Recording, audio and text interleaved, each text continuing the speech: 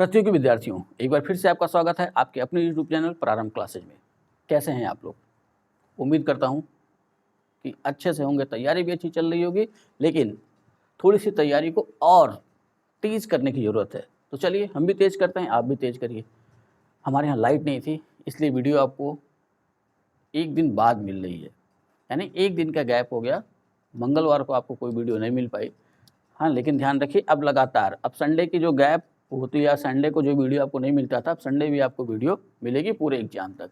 और एक व्यवस्था और बदल रही है। व्यवस्था ये है कि सब्जेक्ट के साथ साथ करंट की भी एक हफ्ते में 3 या 4 क्लास में दूंगा, और वो करंट ऐसे होंगे जिनको हम कहेंगे संभावित करंट। संभावित का मतलब जिनकी परीक्षाओं में पूछे जाने की पूरी संभावना रहेगी। वो करंट पेट के लिए भी होंगे, यूपीपी के लिए भी होंगे, दिल्ली पुलिस के लिए भी होंगे, बिहार पुलिस के लिए भी होंगे। तो जिनको भी हाल ही में ये परीक्षाएं देनी है, वो पूरे करंट को नोट करते हुए चलेंगे। ठीक है। साथ ही साथ ये ध्यान रखिए कि वीडियो थोड़ी लंबी इसलिए बनानी पड़ रही है कि समस्या ये है कि आजकल जो क्वेश्चन पूछने का पैटर्न है वो बहुत बदल गया है, और बदले हुए पैटर्न के हिसाब से अगर हम लोग थोड़ा गहराई में जा कर के ना पढ़ें तो क्वेश्चन पकड़ पाना हो जाएगा मुश्किल।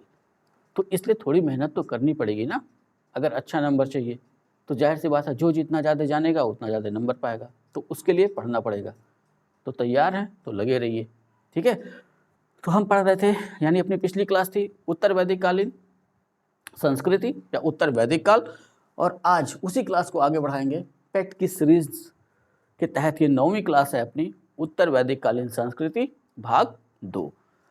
अब इसकी पिछली वीडियो में हम लोगों ने देखा था उत्तर वैदिक काल की राजनीतिक व्यवस्था, उनकी भौतिक संरचना, सामाजिक व्यवस्था देखा, साथ ही गोत्र प्रथा को देखा, स्त्रियों की स्थिति देखी, शूद्रों की स्थिति देखी। अब आज इसी वीडियो को आगे ले चलते हैं। आगे ले चलने के क्रम में जो पहला पॉइंट हम इसमें देखेंगे वो होगा कृषि, और दूसरा जो देखेंगे वो होगा उद्योग धंधे। इसके बाद हम देखेंगे धार्मिक जीवन में क्या परिवर्तन आया, और उसके बाद सबसे आखिरी में देखेंगे 4 आश्रमों को, और इसके बाद उत्तर वैदिक काल खत्म हो जाएगा। ठीक है। लेकिन ये ध्यान रखिएगा कि वीडियो को आप लोग पूरा देख लिया करिए, और जब स्क्रीनशॉट आपको लेने के लिए कहा जाता है ना, तो उसको रख लिया करिए, समय मिलने पर उसको पढ़ लिया करिए। अगर नोट नहीं कर पा रहे हैं तो अच्छा तो ये रहेगा कि आप उसको एक नोट्स पे उतार लें, ज़्यादा टाइम नहीं लगेगा। व्यवस्था वही रखिए, पहले स्क्रीनशॉट जो आपने लिया है उसको नोट्स पे उतारिए, उतारने के बाद वीडियो को लगाइए और एक सरसरी निगाह से पूरा देख डालिए। अमूमन 50 मिनट या 1 घंटे की वीडियो होती है, तो इसका फ़ायदा मिलेगा आपको, ऐसा नहीं है कि नहीं मिलेगा। ठीक है। चलिए इस क्लास को आगे बढ़ाते हैं, और अपना पहला टॉपिक जो आज का है वो है उत्तर वैदिक कालीन कृषि। अब कृषि, अब ऋग्वेद काल से तुलना करके ही हमको पढ़ना है। अब यहाँ ध्यान ये रखना है कि कृषि का महत्व उत्तर वैदिक काल में आते आते बढ़ गया, और पशुपालन का महत्व कम हो गया। तो यहाँ ये ध्यान रखना है कि ऐसा हुआ क्यों। तो पीछे चलते, पीछे क्लास में हम लोगों ने क्या देखा था, हमने एक डिवाइडेशन किया था जहाँ हमने हड़प्पा सभ्यता की समाप्ति की थी। हड़प्पा सभ्यता की समाप्ति के बाद हमने ऋग्वैदिक काल का एक डेट देखा था, और एक देखा था उत्तर वैदिक का, और एक द्वितीय नगरी क्रांति, यानी 1500 ईसा पूर्व हमने माना था कि हड़प्पा सभ्यता का पतन हो गया, और 1500 से 1000 ईसा पूर्व ये हमने माना था ऋग्वैदिक काल का काल। और 1000 ईसा पूर्व में हमको मिल जाता है लोहा, और लोहा की प्राप्ति होती है उत्तर प्रदेश के एटा जिले के अतरंजी खेड़ा से। और जैसे ही लोहा मिला वैसे ही एक व्यवस्था बदली कि जहाँ ऋग्वैदिक कालीन समाज का आधार पशुपालन था, वैसे ही उत्तर वैदिक काल में आते आते पशुपालन दूसरे नंबर पर चला गया, और अब कृषि की महत्वता बढ़ गई। रीजन स्पष्ट था, लोहे की प्राप्ति हो गई, और साथ ही साथ जब हमने भौतिक संरचना देखी तो वहाँ देखा था कि अब आर्यों को बिहार तक का क्षेत्र जो है पता चल चुका था, यानी गंगा घाटी में वो आ चुके थे। समतल मैदानों की उनको प्राप्ति हो गई थी, जहाँ रहना और कृषि कार्य करना ये आसान था। भूमिगत जल मौजूद था। ये सारे ऐसे रीजन हैं, लेकिन सबसे मुख्य रीजन है वो लोहे का प्रयोग। तो अब आर्यों को लोहे के बारे में जानकारी हो गई थी, लोहे का प्रयोग होने लगा था, इसलिए गंगा घाटी के जंगलों को काट करके उन्होंने खेतों के रूप में परिवर्तित करना शुरू कर दिया था। ठीक है। तो जो मेन पॉइंट या ध्यान रखना है कि जैसे ऋग्वेद काल में पशुपालन उनकी व्यवस्था अर्थव्यवस्था का मुख्य आधार था, वैसे ही अब कृषि का महत्व बढ़ गया और पशुपालन का महत्व कम हो गया, यानी पशुपालन दूसरे नंबर पर चला गया। और कृषि का महत्व बढ़ा क्यों? तो कृषि के महत्व के बढ़ने का कारण ये था कि लोहे की खोज या लोहे की प्राप्ति। अब उत्तर वैदिक काल में अब कैसे पता चले कि लोहा उसी समय मिला, तो यहाँ फिर मैं एक बार दोहरा दूं कि ऋग्वैदिक काल का जो इतिहास हमने पढ़ा वो पूरी तरह ऋग्वेद पर आधारित था। और जैसे ही हम उत्तर वैदिक काल में आते हैं तो बाकी के 3 वेद यानी श्यामवेद, यजुर्वेद और अथर्ववेद, और साथ ही साथ इन चारों वेदों के ब्राह्मण ग्रंथ, आरण्यक ग्रंथ और उपनिषद ग्रंथ, इनके आधार पर लिखा गया उत्तर वैदिक काल का इतिहास। ठीक है, तो उसी हिसाब से हमें ध्यान रखना है कि उत्तर वैदिक ग्रंथों की बात की जाए तो अथर्ववेद में लोहे के लिए कुछ शब्दों का प्रयोग किया गया है। एक है श्यामयश, दूसरा है कृष्णयश और तीसरा है लोहायश। ठीक है, तो ये नाम जो अथर्ववेद में दिया गया, तो इससे ये हमको पता चलता है कि लोहे की जानकारी उत्तर वैदिक आर्यों को हो गई थी, जिससे अब वो उसका इस्तेमाल कृषि कार्य में करने लगे थे।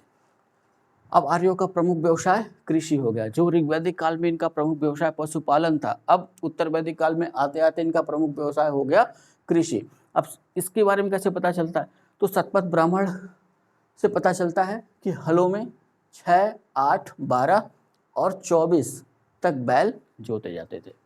तो अब 24 बैल तक जोता जाना थोड़ा सा संभव तो नहीं लगता है, लेकिन हाँ ये स्पष्ट बता रहा है शतपथ ब्राह्मण में कि अब पशुपालन की अपेक्षा आर्य जो है कृषि को ज़्यादा महत्व देने लगे। रीजन स्पष्ट था कि अब वो अस्थायी रूप से बस गए, जहाँ ऋग्वैदिक काल में वो अस्थायी रूप से नहीं बसे हुए थे, कबीले में बटे हुए थे, घुमक्कड़ प्रजाति के थे, और अब वो अस्थायी रूप से एक जगह बस गए। तो जैसे ही अस्थायी रूप से एक जगह बसे तो पशुपालन चला गया दूसरे नंबर पर, कृषि आ गई पहले नंबर पर। अब शतपथ ब्राह्मण में ही कृषि से संबंधित प्रक्रियाओं का वर्णन किया गया है। तो जुताई के लिए जो शब्द यूज किया गया वो है कर्षण या कृषंता, बुआई के लिए वपन या वपंता, कटाई के लिए लुनन या लुनंता, तथा मड़ाई के लिए मृडन या मृडंता। तो ये ध्यान रखना है कि आज भी खेती की यही 4 मुख्य प्रक्रियाएं हैं कि पहले हमें अगर कोई भी फसल बोनी होगी तो पहले हम क्या करेंगे, खेत की जुताई करेंगे। ठीक है, तो उसके लिए जो शब्द यहाँ यूज किया गया वो है कर्षण या कृषंता। फिर जुताई के बाद हम उसमें बुआई करेंगे, जो फसल लगानी हो उसके लिए शब्द प्रयोग किया गया वपन या वपंता। फसल पक गई उसके बाद उसकी कटाई होगी, कटाई के लिए लुनन या लुनंता। और फसल कट के जब खलिहान में आ जाती है तो उस फसल की होती है मड़ाई। जैसे धान, तो धान में से चावल निकालना है, गेहूं तो गेहूं की बालियों में से भूसा अलग करना है, गेहूं के दाने अलग करना है, तो वो किसके तहत होगा, मड़ाई के लिए। मड़ाई के लिए शब्द यूज किया गया मृडन या मृडंता शब्दों का प्रयोग हुआ है, जो ये बता रहा है कि अब कृषि कार्य व्यापक तौर पर होने लगा। ठीक, अब इसी का एक साक्ष्य भी हमको मिलता है अतरंजी खेड़ा। तो अभी मैंने बताया ना, अतरंजी खेड़ा से लोहे की प्राप्ति, भारत में सबसे पहले लोहे की प्राप्ति यहीं हुई। कहाँ से, अतरंजी खेड़ा में, अतरंजी खेड़ा से। ठीक है, और अतरंजी खेड़ा है कहाँ, तो उत्तर प्रदेश, और उत्तर प्रदेश का एटा जिला। ठीक है, तो एटा जिले के अतरंजी खेड़ा से भारत में सबसे पहले लोहे की प्राप्ति हुई, इसका प्रमाण हमको मिलता है। अतरंजी खेड़ा से ही हमको जौ, चावल एवं गेहूं, और हस्तिनापुर से चावल तथा जंगली किस्म के गन्ने का साक्ष्य मिलता है। ठीक है, अब यही कुछ और शब्द आए हैं, जैसे हल के लिए सीर शब्द का प्रयोग किया गया है, गोबर की खाद के लिए जैसा ऋग्वेद में था वैसे यहाँ भी करी शब्द का प्रयोग किया गया है, और अनाजों को भी इन्होंने कुछ नाम दिया, जैसे चावल को ब्रीही एवं तंदुल कहा गया है।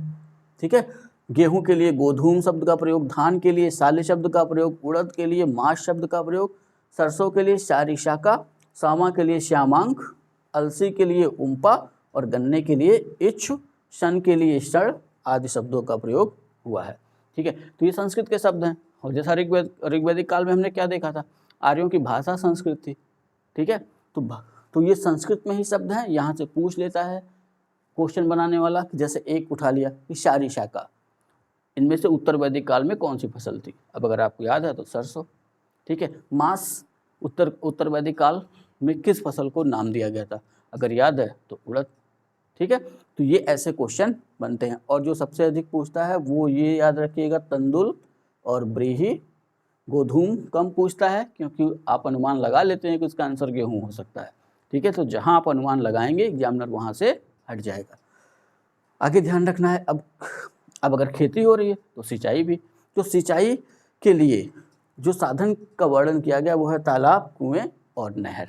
ऐसा बताया गया उत्तर वैदिक कालीन ग्रंथों में कि खेती तो होने लगी, अब खेती हो रही है तो सिंचाई के लिए कुएं, तालाब और नहरों का इस्तेमाल लोग करते थे। और नहरों का उल्लेख कहाँ मिला? सबसे पहले नहरों का उल्लेख हमको मिलता है अथर्ववेद में।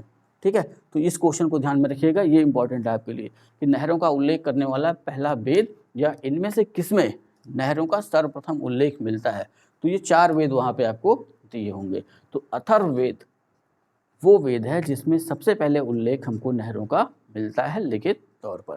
ठीक है, अथर्ववेद में ही फसलों की रक्षा के लिए मंत्र भी दिए हुए हैं। आज की तरह कीटनाशक तो हुआ नहीं करते थे, अब कीटनाशक नहीं थे तो फसलों को बचाया कैसे जाए, तो उसी संदर्भ में अथर्ववेद में कुछ मंत्रों की भी रचना की गई कि उस मंत्र को पढ़िए और फसल जो है सुरक्षित रहेगी। ठीक, फसलों के 2 प्रकार बताए गए, एक थी कृष्टपक्ष यानी खेती करके पैदा की गई फसल, और दूसरी थी अकृष्टपक्ष यानी बिना खेती के जो स्वतः पैदा हो जाए। ऐसी फसलों को हम कैसी फसलें कहते हैं? जंगली फसलें। ठीक है, तो ये हुआ कृषि के संदर्भ में। मोटा मोटा इतना ध्यान में रखना है किसी भी वनडे परीक्षा के लिए। उद्योग धंधे के बारे में देखें तो यहाँ 2 उत्तर वैदिक ग्रंथों का जिक्र मिलता है, एक है वाजसनेयी संहिता और दूसरा है तैत्तिरीय ब्राह्मण। ठीक है, तो वाजसनेयी संहिता और तैत्तिरीय ब्राह्मण में उत्तर वैदिक कालीन व्यवसायों की लंबी चौड़ी सूची हमको मिलती है। ठीक है, कुछ के नाम मैं यहाँ ले लेता हूँ।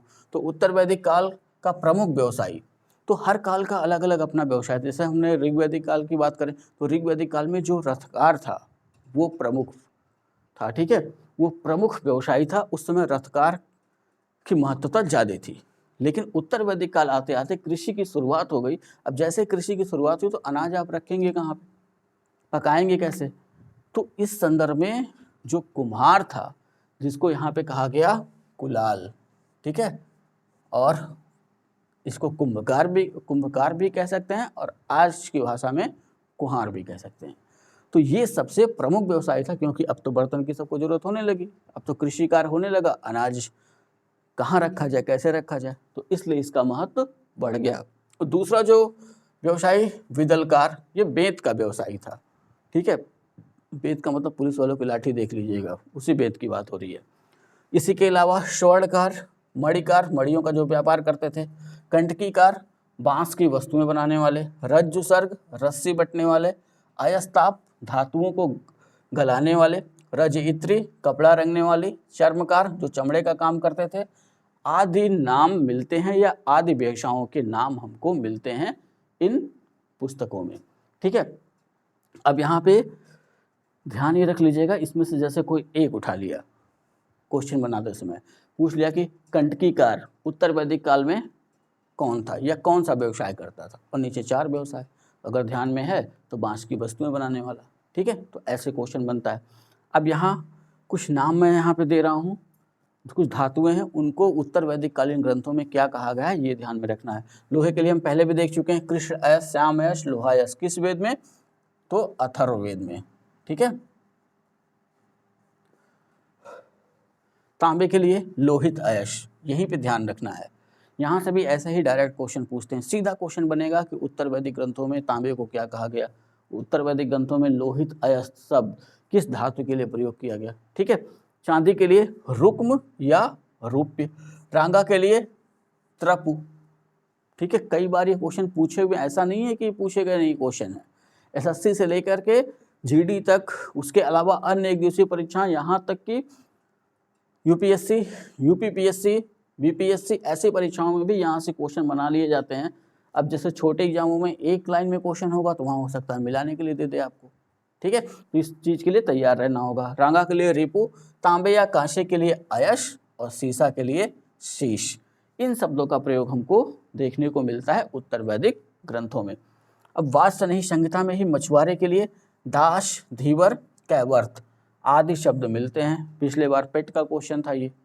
ठीक है, 2021 या 22 वाले किसी एक शिफ्ट में ये क्वेश्चन पूछा था कि कैवर्त या धीवर, इसमें से कोई एक था, इतना नहीं याद है कि ये शब्द उत्तर वैदिक काल में किसके लिए प्रयोग किया गया था। अब जिसने इतना गहराई से पढ़ा होगा उसको याद आ गया होगा, मछुआरे के लिए। ठीक है, तैत्तिरीय संहिता में ही ऋण के लिए कुशीद शब्द मिलता है।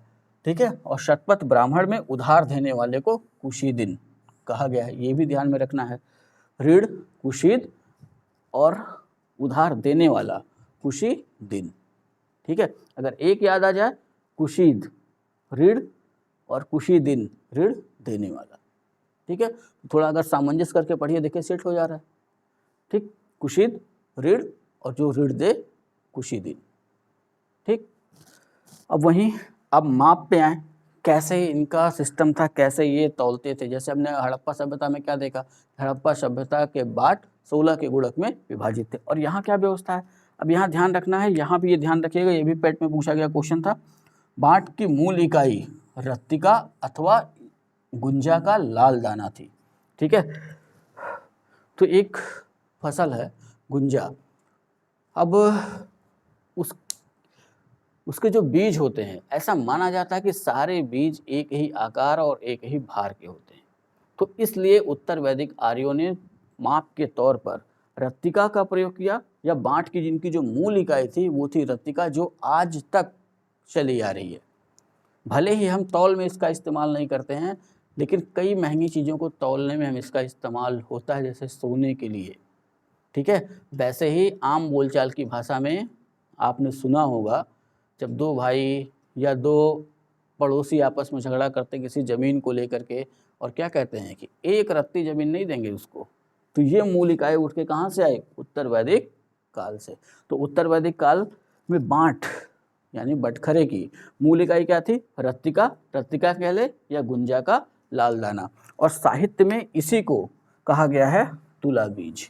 ठीक है, जो तीनों एक ही चीज़ के लिए प्रयोग किया जा रहा है, रत्तिका के लिए या गुंजा के लाल दाने के लिए, और रत्तिका या गुंजा के लाल दाने को उत्तर वैदिक साहित्य में किस नाम से जाना गया, तुला बीज।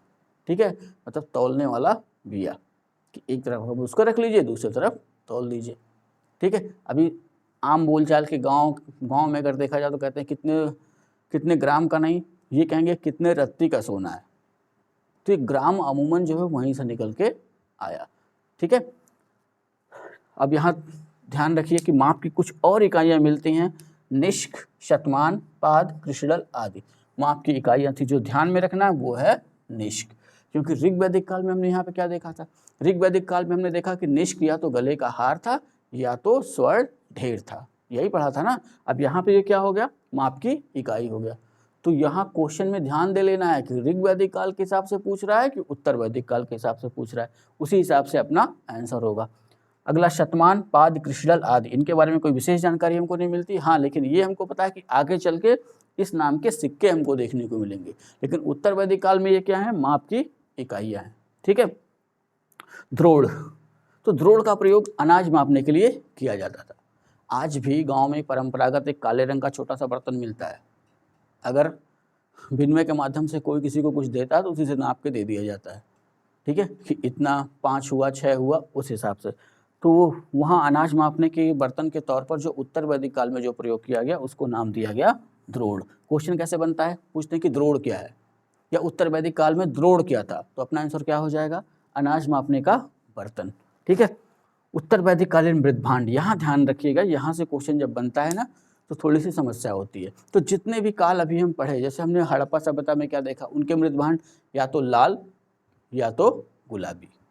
ठीक है, ये थे। वैसे ही उत्तर वैदिक काल के मृदभांड कैसे थे, तो उत्तर वैदिक काल के साक्ष्य हमको जहाँ जहाँ से मिले हैं उन सब में हमको 4 तरीके के मृदभांड यानी मिट्टी के बर्तन मिले हैं। पहला काला व लाल मृदभांड, दूसरा काली पालिशदार मृदभांड, तीसरा चित्रित धूसर मृदभांड और चौथा लाल मृदभांड। ये 4 तरह के मृदभांड उत्तर वैदिक कालीन सभ्यता से हमको मिले हैं। अभी ध्यान रखना है कि 2 चीज़ें विशेष तौर पर ध्यान रखनी है। पहला कि जो लाल मृदभांड था ये सबसे अधिक प्रचलित था, और जितना पश्चिमी उत्तर प्रदेश है वहाँ के हर उत्तर वैदिक कालीन स्थल से ये हमको लाल मृदभांड मिला है। ठीक है, पश्चिमी उत्तर प्रदेश के जितने भी स्थल हैं जिनका संबंध उत्तर वैदिक काल से है वहाँ से हमको ये लाल मृदभांड मिलता है। और दूसरा जो ध्यान में रखना है, चित्रित धूसर मृदभांड।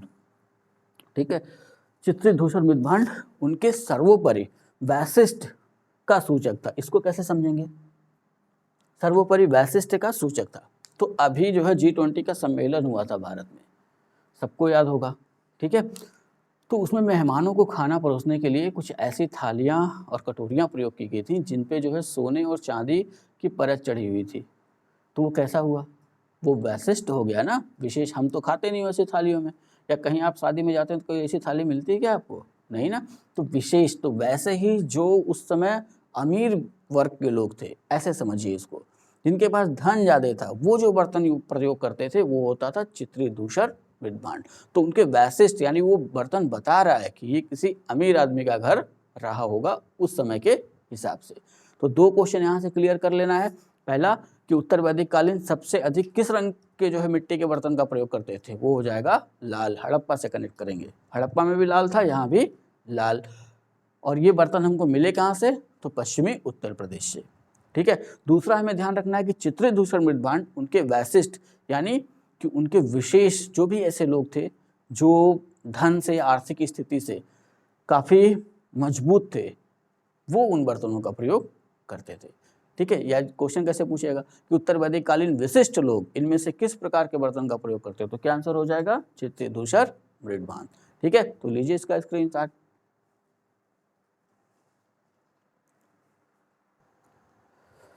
तो अगला जो पॉइंट है अपना, वो है धार्मिक जीवन। अभी देखना होगा ऋग्वैदिक काल की अपेक्षा उत्तर वैदिक काल के लोगों के धार्मिक जीवन में क्या क्या परिवर्तन आए। अगर मुख्यतः देखा जाए तो 3 परिवर्तन हमको दिखाई देते हैं उत्तर वैदिक काल के आर्यों के भीतर। पहला जो है वो है देवताओं की महत्ता में परिवर्तन, दूसरा आराधना की रीत में परिवर्तन, तीसरा धार्मिक उद्देश्यों में परिवर्तन। तो ये 3 महत्वपूर्ण परिवर्तन हमको दिखाई देते हैं उत्तर वैदिक आर्यों के जीवन में। ठीक है। आगे अब हर जो परिवर्तन है उनको अलग अलग करके देख लेना है। पहला अपना है देवताओं की महत्ता में परिवर्तन। ठीक, तो क्या परिवर्तन हुआ, ये ध्यान रखना। यहाँ हम सिर्फ परिवर्तन को देख रहे हैं, बाकी चीज़ें जैसे ऋग्वैदिक काल में थी वैसे ही रहेंगी। तो पहला जो परिवर्तन हुआ ऋग्वैदिक काल में, जो महत्वपूर्ण देवता थे, या जो सबसे महत्वपूर्ण देवता थे इंद्र, उनका स्थान यहाँ पे कम हो जाता है। और ये ध्यान रखना है कि सृजन के देवता प्रजापति को सर्वोच्च स्थान मिलता है उत्तर वैदिक काल में, और आगे चलकर प्रजापति में ही 2 और देवता विश्वकर्मा और हिरण्यगर्भ समाहित हो जाते हैं। ठीक है। तो यही पॉइंट ध्यान में रखना है कि ऋग्वैदिक काल का प्रमुख देवता इंद्र, उत्तर वैदिक काल के प्रमुख देवता प्रजापति। ठीक है। लेकिन एक और चीज यहाँ पे देखने को मिलती है कि उत्तर वैदिक काल में ऋग्वैदिक काल के 2 अन्य देवताओं की महत्वता बढ़ जाती है, और वो 2 अन्य प्रमुख देवता हैं, एक हैं विष्णु और दूसरे हैं रुद्र। तो प्रजापति के अलावा विष्णु और रुद्र, इनका भी स्थान बढ़ जाता है। यहाँ रुद्र को पशुओं के देवता के रूप में माना गया। ठीक, यानी कि रुद्र पशुओं के देवता थे, और विष्णु को देखा जाए तो विष्णु को लोग अपना पालक और रक्षक मानने लगे। तो ये परिवर्तन आया यहाँ पे। वहाँ जहाँ इंद्र, अग्नि और वरुण का महत्वपूर्ण स्थान था, वहाँ उत्तर वैदिक काल में आते ही हम देखते हैं कि सबसे प्रमुख देवता हो गए प्रजापति। प्रजापति के बाद अगर देखा जाए तो विष्णु और रुद्र, ये 2 प्रमुख देवता के रूप में हमको मिलते हैं। ठीक है। यहाँ परिवर्तन जो हुआ उत्तर वैदिक काल में, वरुण मात्र जल के देवता रह गए। और एक जो सबसे महत्वपूर्ण परिवर्तन जो ध्यान में रखना है, जो बार बार वो क्वेश्चन में पूछते हैं, वो है पूषण। तो पूषण को अगर हम ऋग्वैदिक काल में देखें तो वहाँ क्या देखते हैं, पूषण ऋग्वैदिक काल में वनस्पतियों एवं औषधियों के देवता थे, और उत्तर वैदिक काल में ये शूद्रों के देवता हो गए। और इस क्वेश्चन को कई बार पूछा गया है, कई एग्जामों में ये ध्यान बना करके रखना है कि पूषण ऋग्वैदिक काल अगर पूछेगा तो वनस्पतियों एवं औषधियों के देवता, और अगर उत्तर वैदिक काल पूछा तो शूद्रों के देवता। और यहाँ एक चीज ध्यान रखना है कि हम लोगों ने ऋग्वैदिक काल में पढ़ा था कि पूषण जो देवता हैं उनके रथ को बकरे द्वारा खींचते हुए प्रदर्शित किया गया है, ऐसा पढ़ा था ना। तो वो यहाँ मैंने लिखा नहीं, वो ध्यान में रखना होगा। तो ये महत्वपूर्ण देवताओं के क्रम में या उनकी महत्वता में परिवर्तन हुए। अगला हम देखें आराधना की रीत में परिवर्तन। तो ऋग्वैदिक आर्यों का क्या था, यज्ञ वो भी करते थे, लेकिन स्तुत पाठ करते थे, मतलब ईश्वर का नाम लिया और अग्नि जलाई और जो कुछ उनके पास था वो डाल देते थे, बात खत्म हो जाती थी। ठीक है, वो उनकी पूजा की रीत थी। और लेकिन उत्तर वैदिक काल आते आते क्या परिवर्तन हुआ वो देखना। अब स्तुत पाठ तो पहले की तरह चलते रहे, ठीक है, लेकिन अब स्तुत पाठ के साथ साथ यज्ञ करना कहीं अधिक महत्वपूर्ण हो गया। यानी स्तुत पाठ अगर कर रहे हैं तो यज्ञ करना ही करना है, और यज्ञ में कर्मकांड के साथ बड़े पैमाने पर पशु बलि दी जाने लगी, मंत्र पढ़े जाने लगेंगे। यानी ऋग वैदिक काल में जो धर्म सीधा साधा था, उत्तर वैदिक काल आते आते उसमें जटिलता आ गई। स्तुति पाठ पहले की तरह चलते रहे, लेकिन यज्ञ में मंत्रों का अब जाप होने लगा, साथ ही साथ बड़े पैमाने पर यज्ञों में पशु बलि दी जाने लगी। ठीक है, अतिथि को गोधन कहा जाता था, इस पॉइंट को ध्यान में रखिएगा। ठीक है, कि अतिथि को उत्तर वैदिक काल में क्या नाम दिया गया, गोधन। इतिहासकार इस पर कई मतभेद प्रकट करते हैं कि गोधन का अर्थ क्या होगा, तो यहाँ मैं उसकी चर्चा नहीं करना चाहता हूँ। यहाँ ध्यान रखिएगा कि अतिथि को गोधन कहा जाता था। जो यज्ञ की दक्षिणा में सोना, गायें, दासियाँ, कपड़े आदि दिए जाते थे। ठीक है, गाय दी जाती थी, सोना दिया जाता था, कपड़े दिए जाते थे, दास और दासियाँ दी जाती थी। बस यहाँ ध्यान रखना कि भूमि दान का प्रचलन नहीं था। यज्ञ में भूमि दान अभी नहीं दिया जाता था, यही पॉइंट ध्यान में रखना है। बाकी उनके पास जो था वो यज्ञ में दान देते थे। ठीक है, यहाँ एक चर्चा मिलती है कि राजसू यज्ञ कराने वाला जो पुरोहित था उसको 2,40,000 गायें दान में दी जाती थी, तो इस पॉइंट को भी ध्यान में रखना है। तो यज्ञ करने वाला यजमान कहलाता था।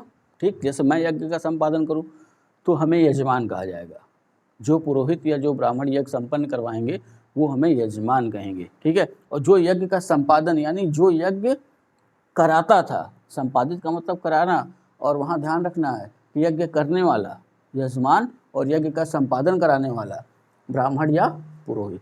ठीक, अब कई तरह के यज्ञ प्रचलित थे, तो कुछ राजकीय यज्ञ थे, कुछ दैनिक यज्ञ थे, कुछ आम लोगों के यज्ञ थे। ठीक है, तो यहाँ उतनी विस्तृत चर्चा करना उचित नहीं है, लेकिन कुछ की चर्चा मैं यहाँ कर देता हूँ कि अगर राजा के या बड़े यज्ञों की बात की जाए जो राजा करते थे, तो ऐसे 3 यज्ञ हमको मिलते हैं, अश्वमेध यज्ञ, राजसूय यज्ञ और वाजपेयी यज्ञ।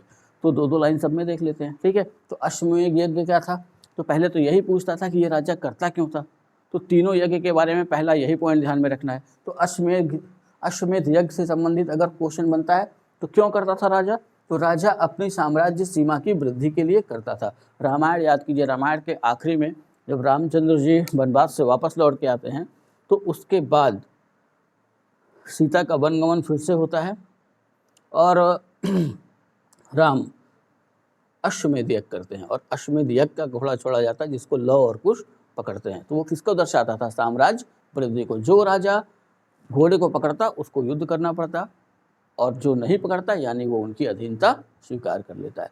तो ये सीधा सा एक पॉइंट है कि राजा अपनी साम्राज्य वृद्धि के लिए कौन सा यज्ञ कराता था, तो आंसर क्या होगा, अश्वमेध यज्ञ। अब इसमें होता क्या था, इसमें 4 अनुष्ठाता होते थे, मतलब 4 यजमान हो गए। ठीक है, 4 रानियां होती थी और इनके लगभग 400 अनुचर, अनुचर का मतलब उनके नीचे उनके सगे संबंधी, उनके नौकर भी हो सकते हैं, अनुचर हिस्सा लेते थे।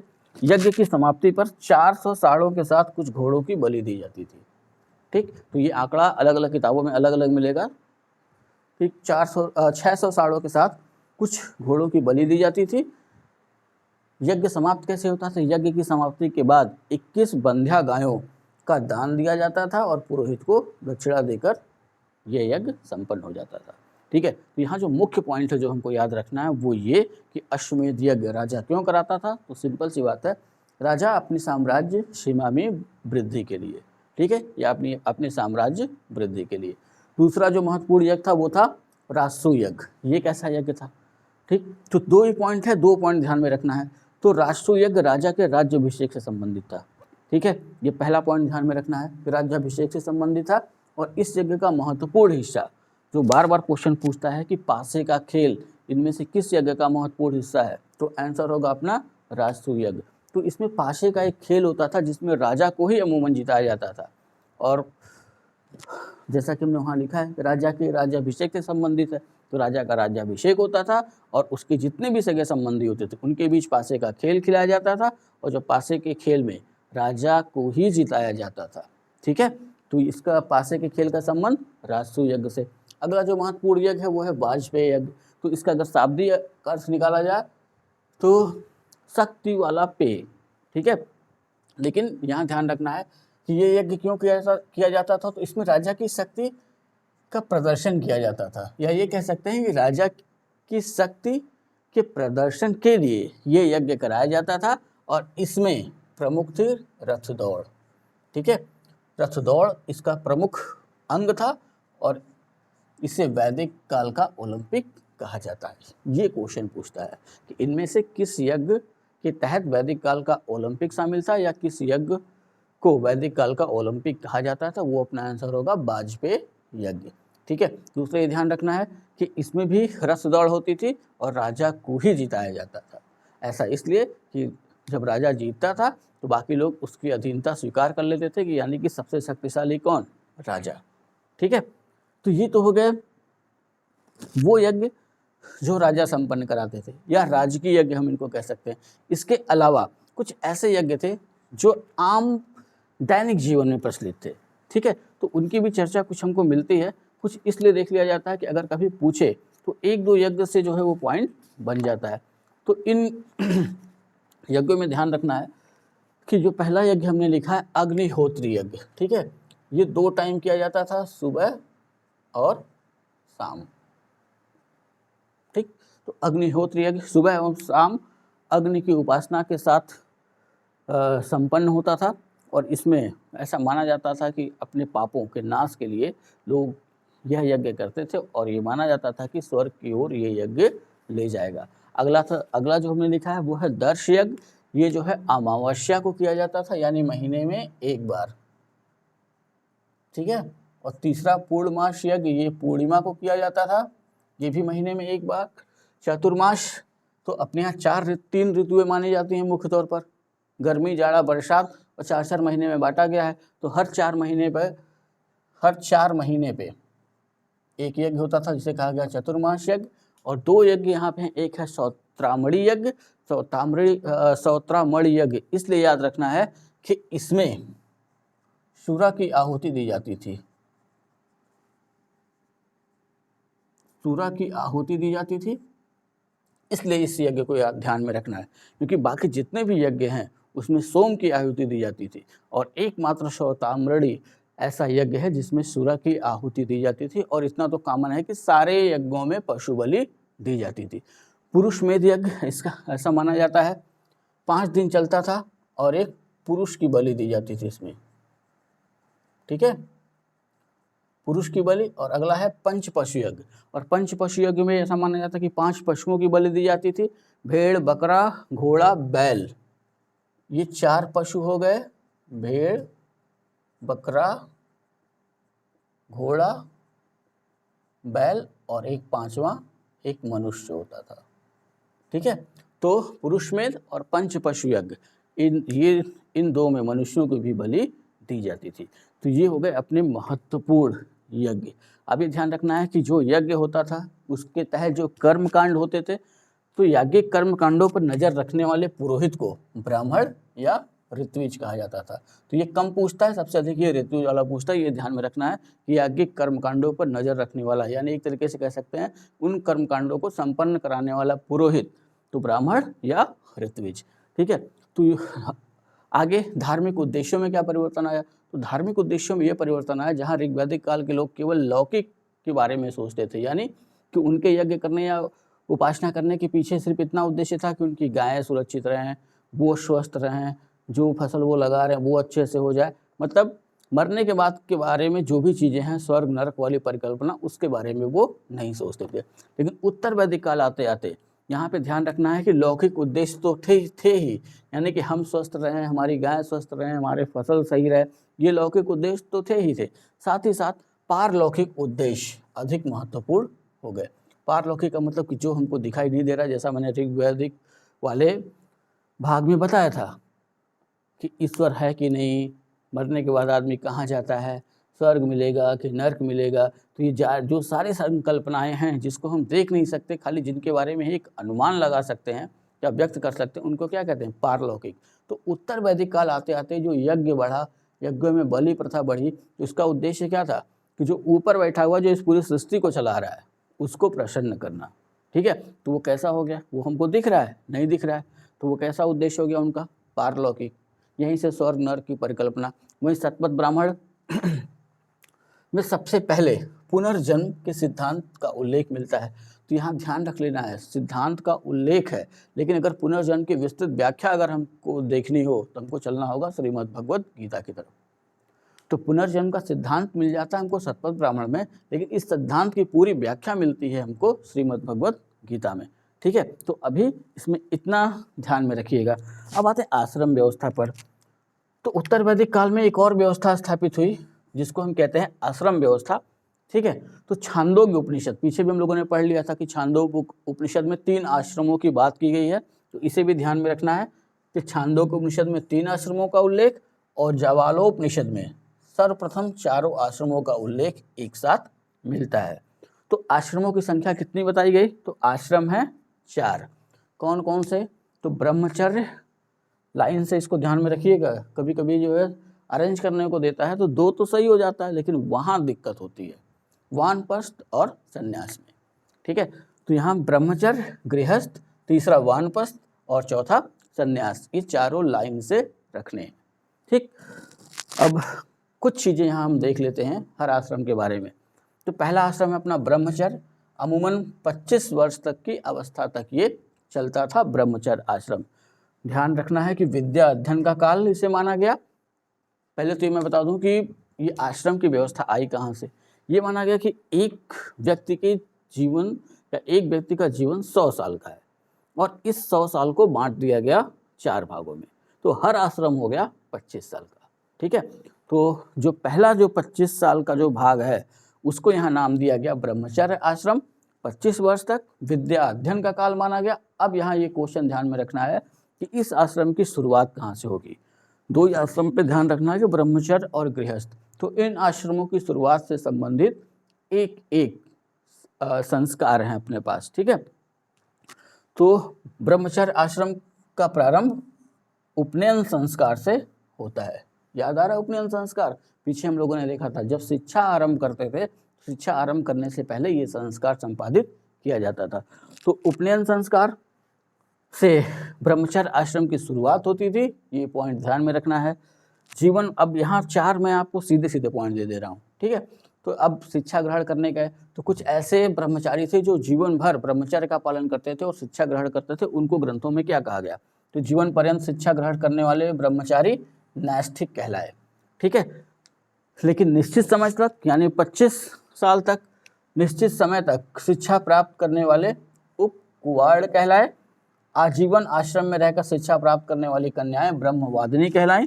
विवाह पूर्व तक शिक्षा प्राप्त करने वाली कन्याएं शाद्धोवधू।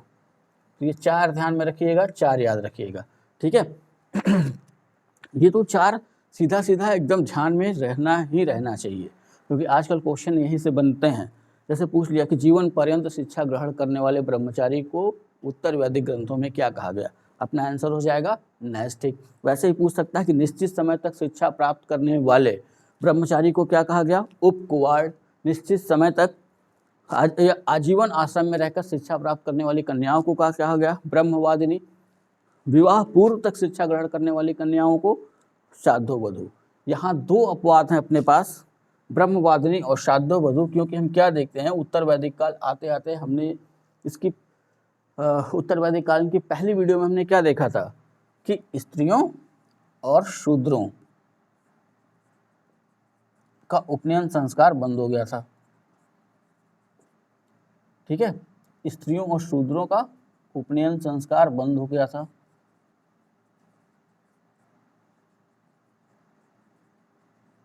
नहीं होता था, यानी कि शूद्रों और स्त्रियों को हम इस ब्रह्मचर्य वाले पार्ट में नहीं रख सकते, शिक्षा वाले क्षेत्र में।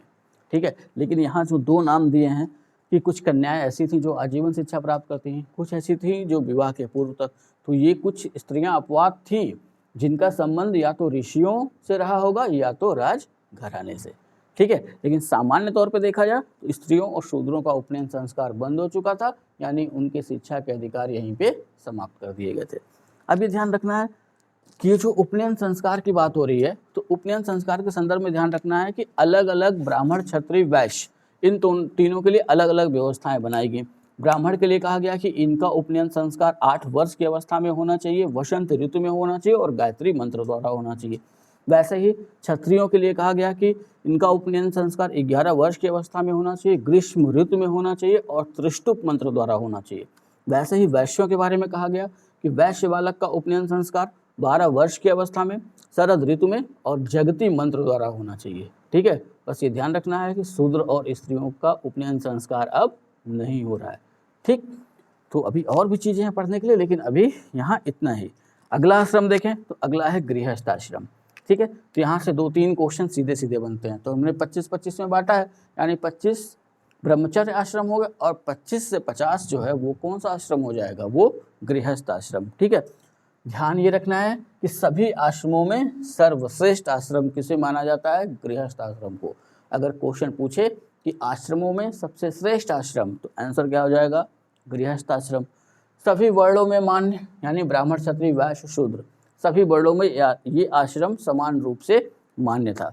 शिक्षा प्राप्ति के बाद गुरु के आश्रम में ही, ठीक, समावर्तन संस्कार, ये ध्यान में रखना है, को संपन्न करके ब्रह्मचारी गृहस्थ आश्रम में प्रवेश करता था। ठीक है, समावर्तन संस्कार के बारे में कहा जाता है कि इसका सबसे प्रमुख जो तत्व था वो था स्नान, कि इसमें गुरु के आश्रम में ही उस ब्रह्मचारी को स्नान कराया जाता था। स्नान करने के बाद उसकी शिक्षा पूरी हो जाती थी, वो समावर्तन संस्कार मान लिया जाता था। उसको जो गुरु को दक्षिणा देनी होती थी वो दक्षिणा देता था, फिर घर चला आता था। ठीक है, तो वही है समावर्तन संस्कार, और स्नान इस संस्कार का सबसे प्रमुख अंग था, जिससे आगे चल के एक शब्द बना स्नातक। ठीक है, अब ये ध्यान रखना है कि कुछ ऐसे भी थे जो बिना समावर्तन संस्कार संपन्न कराए चले जाते थे, तो उनके लिए उत्तर वैदिक ग्रंथों में एक शब्द दिया गया, वो था खटवा रूढ़। अब ये आश्रम श्रेष्ठ आश्रम था। इसी आश्रम में पंच महायज्ञ करने होते थे व्यक्ति को, साथ ही साथ 3 ऋणों से मुक्ति उसको पानी होती थी। तो ये जो त्रिऋण हैं, वो त्रिऋण यानी 3 ऋण जिनसे व्यक्ति को अपने जीवन में मुक्त होना है, जिनकी चर्चा उत्तर वैदिक ग्रंथों में की गई है। आश्रम के तहत गृहस्थ आश्रम में जो पहला ऋण है वो ऋषि ऋण। ऋषि ऋण का मतलब वैदिक ग्रंथों का अध्ययन। दूसरा जो है वो है पितृ ऋण। तो ये ऋण कैसे चुकाया जाएगा, पुत्र की उत्पत्ति करके। और जो तीसरा ऋण है उस व्यक्ति पुरुष पर, वो है देव ऋण, यानी यज्ञ आदि कराना। तो ये 3 चीज़ें संपादित करनी थी उसे गृहस्थ आश्रम में रहते हुए, जिससे कि वो इन 3 ऋणों से वो मुक्त हो जाए। ठीक है, आप इतना उतारिए, कुछ चीज़ें और बची हैं बताता हूँ।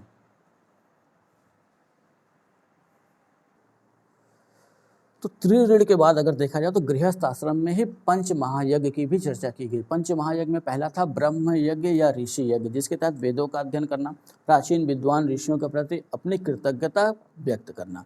दूसरा था देव यज्ञ, यानी देवताओं का पूजन आदि करके उन्हें प्रसन्न करना। तीसरा था इसमें पितृयज्ञ, यानी मृत पितरों की शांति के लिए श्राद्ध तर्पण आदि करना। चौथा था भूत यज्ञ, भूत प्रेत आदि को प्रसन्न करना। पांचवा था मनुष्य यज्ञ या नृयज्ञ, जिसके तहत अतिथियों की सेवा करना। तो ये पंच महायज्ञ भी थे। और साथ ही साथ इसी गृहस्थ आश्रम में व्यक्ति जो है त्रिवर्ग की प्राप्ति करता था। शुरुआत में उत्तर वैदिक काल में ये व्यवस्था त्रिवर्ग थी गृहस्थ आश्रम में, धर्म अर्थ काम। ठीक है, तो ये त्रिवर्ग था। धर्म की प्राप्ति करता था, अर्थ की यानी कि धन कमाता था, और काम यानी कि संतान की उत्पत्ति करता था। तो धर्म अर्थ काम ये त्रिवर्ग, और आगे चल के ये त्रिवर्ग बदल गया 4 वर्ग में, जिसको नाम दिया गया चतुर्वर्ग। और जुड़ गया क्या, धर्म अर्थ काम पहले से था, और आखिरी में जुड़ गया मोक्ष, यानी जीवन और मृत्यु के चक्र से मुक्ति। यही मोक्ष का सार है। ठीक है, तो ये रहा अपना गृहस्थ आश्रम। आगे चल के जो अगला आश्रम था वो था वानप्रस्थ आश्रम, जिसकी समय सीमा बताई गई 50 से 75 वर्ष।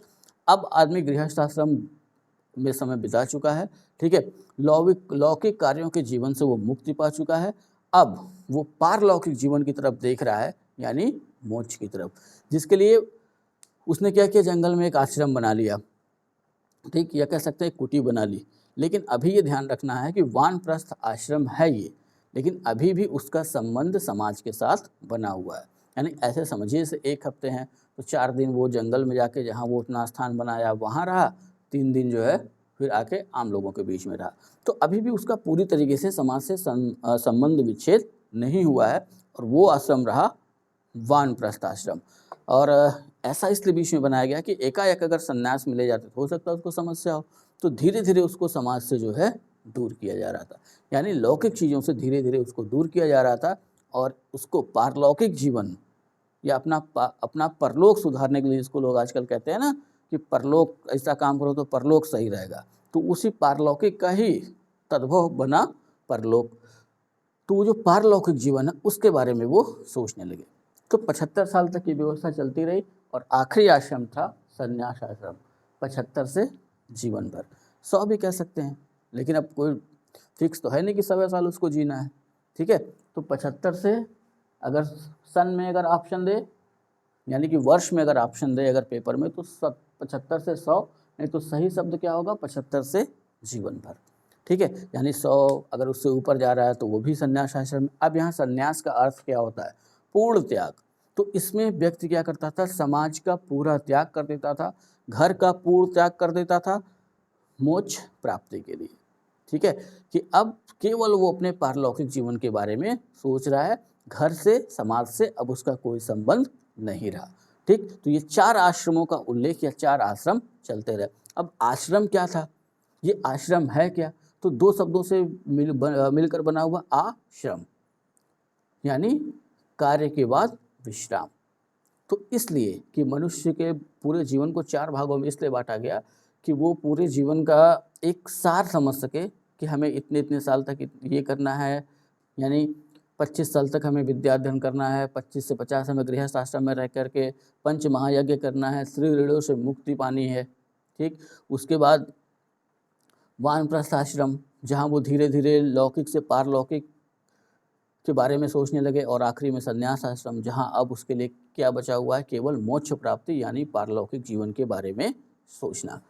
अब जैसा कि मैंने शुरुआत में बोला था, एक पॉइंट हम लोग शुरुआत में भूल गए थे, वो ये आपको ध्यान रखना है कि उत्तर वैदिक काल की शुरुआत ही यहीं से मानी जाती है, 1000 से 600 ईसा पूर्व।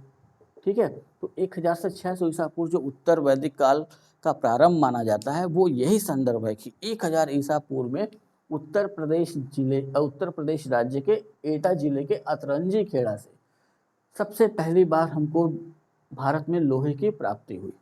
ठीक है, ये ऐतिहासिक साक्ष्य है। हाँ, विश्व के संदर्भ में 1300 ईसा पूर्व और भारत के संदर्भ में 1000 ईसा पूर्व।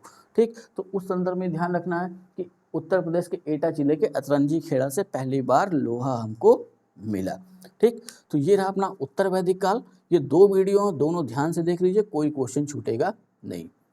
ठीक, अब थोड़ी सी हम लोग भी स्पीड बढ़ा रहे हैं, आप भी अपनी गति बढ़ाइए। ऐसा इसलिए कि अगर हम लोग गति नहीं बढ़ाएंगे और आपने भी अपनी गति नहीं बढ़ाई, समस्या ये है ना कि हम लोग पेट वाले एग्ज़ाम को सीरियसली लेते ही नहीं हैं, या हम सीरियसली उसको ले ही नहीं रहे हैं उस एग्ज़ाम को। जबकि हमें ये ध्यान रखना चाहिए कि ये एग्ज़ाम UPSSC के पूरे 1 साल का कह सकते हैं कि हमें अपॉर्चुनिटी देता है कि अगर हमारा नंबर अच्छा आया तो हर एग्ज़ाम में हम ही बैठेंगे, नंबर अच्छा नहीं आया तो हम फॉर्म तो भरेंगे लेकिन मेरिट में नहीं आएंगे। तो थोड़ा सा इसके प्रति उत्सुकता बढ़ानी होगी, और ये जो हम पढ़ रहे हैं ना, तो खाली पेट में ही काम नहीं आएगा।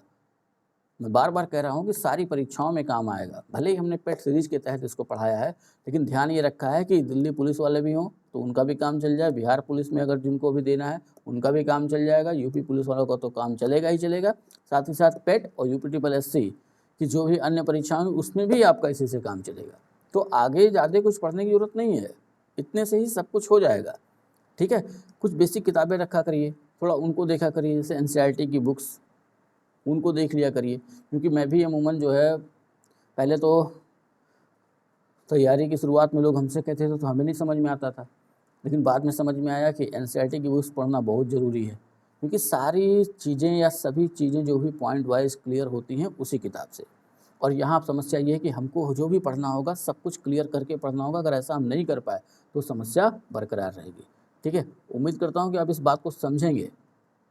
ठीक, तो तैयार रहिए, अब स्पीड बढ़ती है, करंट के साथ साथ सब्जेक्ट, और बाकी जो भी वीडियो जैसे जैसे बनते जाएगा मैं वैसे वैसे डालते जाऊंगा। हो सकता है एक दिन में 3-4 पढ़ जाए, आपका काम है पढ़ना। 50 नंबर में से 40 या 45 पाना है तो इतनी मेहनत करनी पड़ेगी। ठीक है, तो मैं आपके साथ लगा हुआ हूँ, आप भी हमारे साथ लगिए। वीडियो अगर अच्छी लगी हो तो लाइक करिए, शेयर करिए, वीडियो पे कमेंट करना ना भूला करिए। 1-2 मिनट निकाल लिया करिए अपने व्यस्त समय में से। कमेंट करने में कितना टाइम लगता है, लाइक करने में कितना टाइम लगता है। तो जब आप लाइक और कमेंट करते हैं तो हम लोग को लगता है कि चलो ठीक है, किसी को तो अच्छी लगी। ठीक है, तो अच्छे से तैयारी करिए, इतना तैयार करिए। मिलते हैं नेक्स्ट वीडियो में, तब तक के लिए जय हिंद।